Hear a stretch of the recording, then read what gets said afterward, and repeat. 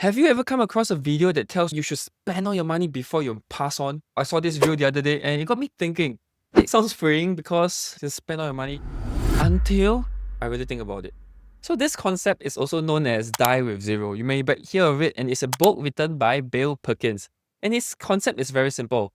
Don't just save mindlessly and endlessly until retirement, but instead spend along the way on things that you can create new memories and create experiences out of while you're still alive.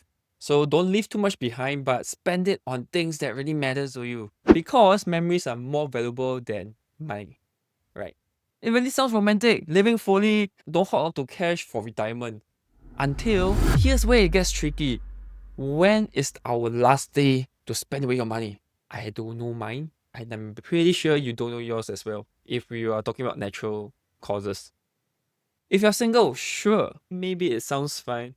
But what about your parents that might outlive you? Who's going to take care of them? And if you're in a relationship, this gets tricky because who is going to outlive who? What happens when one of us leave the other one earlier?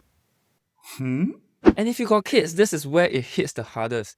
You're basically telling your kid, hey kid, you're on your own. Daddy, mommy's not going to help you anymore. But to be real, life today is so expensive. Our cost of living is going higher. Our housing, our medical bills, all of these things are piling up. Can you imagine by then when your kid grows older, how expensive will that be?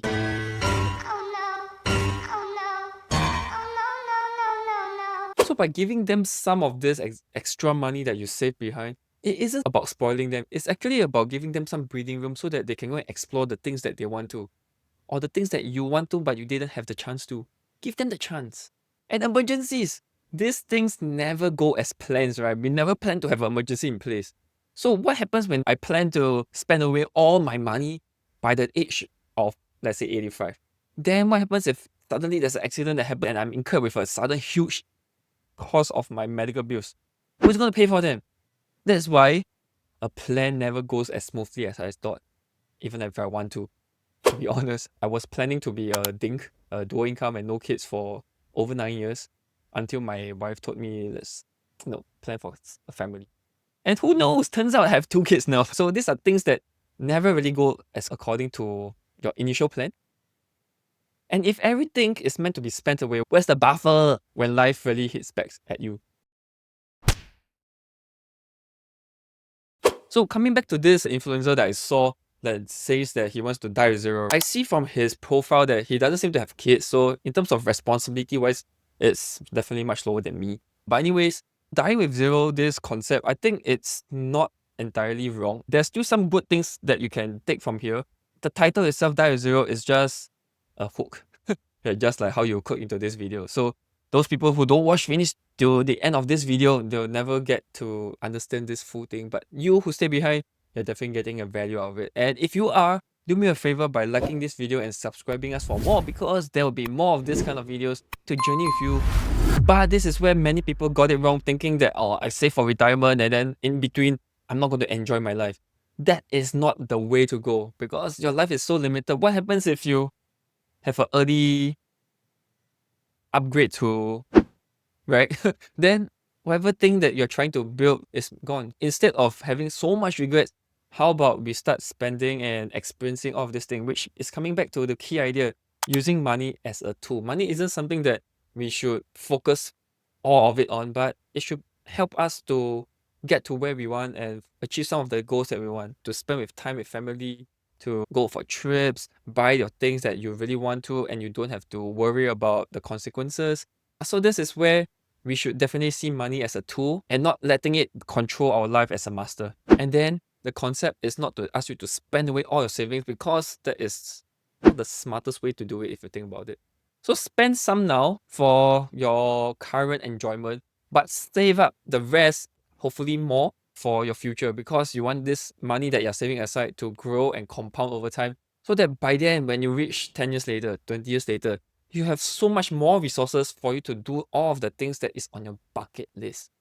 Wouldn't that be better? And what this book, the author, is trying to do or convey, is trying to break, is the concept that many of us have, especially Asians, because we have seen our parents work so hard, save up the money because they want to give the kids a better life. But in the midst of doing this, they actually forgot to reward themselves from time to time. They really deserve it, but they don't remember or feel like this is for them.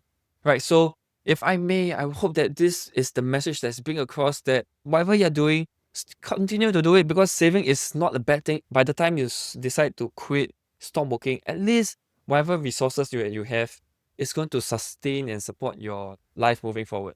But right now, instead of just focusing everything on savings, spend some for creating memories, go for experiences that you have not tried before, because life is worth living. So at the end of the day, really use money as a tool to help you achieve the goals that you want and live out the dreams that you always thought you went to explore.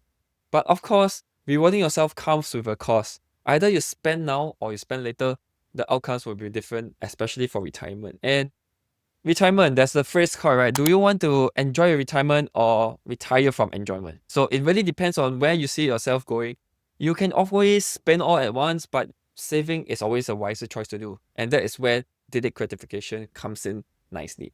Spend some now, save up more for later, and you will benefit it. And so if you want to do this concept like what the influencer did, then always remember that you have built up your passive income or your free money that is coming in every single month, every single quarter, or even every single year, that is going to support your lifestyle throughout the year without worrying about depleting your savings.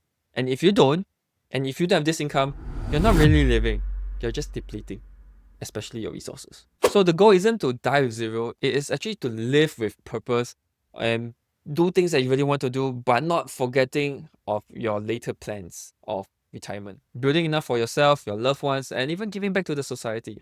So don't aim to live with zero, aim to live with enough. Enough to live meaningfully, give generously, and sleep peacefully.